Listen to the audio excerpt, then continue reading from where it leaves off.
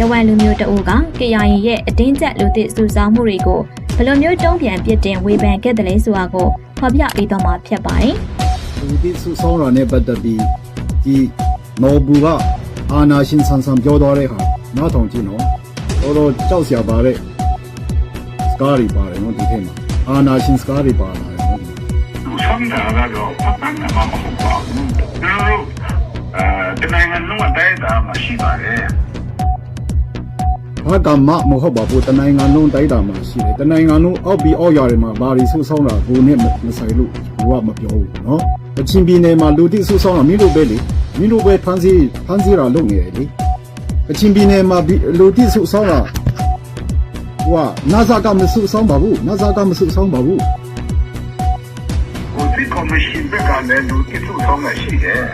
တိုင်းသားခုဒေတာကိုအရေးပြောမယ်ဆိုရင်တော့ခုဒေတာမှာလူတိစုဆောင်းပြီးဂျန်နေတာဒီ KIA ပဲရှိတာနော်တနိုင်ငံလုံးတိုက်တာမပြောဘူးနော်မင်းတို့ဆဲမယ်နော်ဆဲပေါင်းတိုက်မယ်ည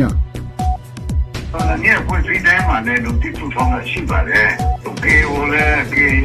လူတိစုဆောင်းတာရှိပါတယ်ဝန်ခံလာပြီအခု KIA ဟိုကလေလူတိစုဆောင်းတာရှိပါတယ်ဟာ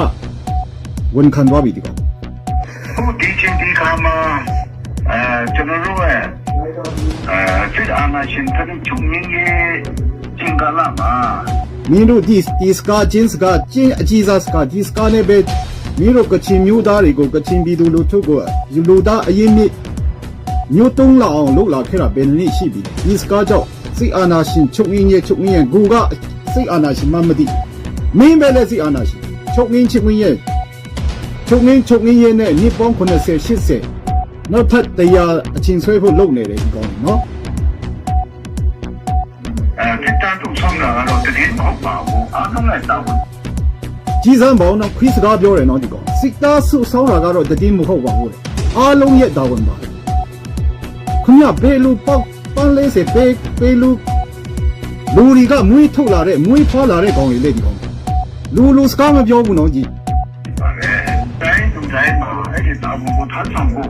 တာဝန်ရှိကြတဲ့လူတွေလူတိုင်းမှာအဲ့ဒီတာဝန်ကိုထမ်းဆောင်ဖို့တာဝန်ရှိကြတဲ့လူတွေကြီးပါပဲအဲ့ဆိုမင်းကငါပဲမယ်မင်းတို့ငါပြောမယ်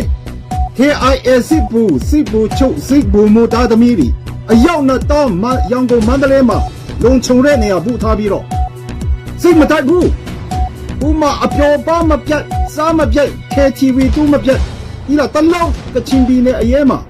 လူတွေကိုထိတ်ကြပြီးလူထုကိုဒီသစားခံလုပ်ပြီးတော့တေခံခိုင်းတဲ့ချိန်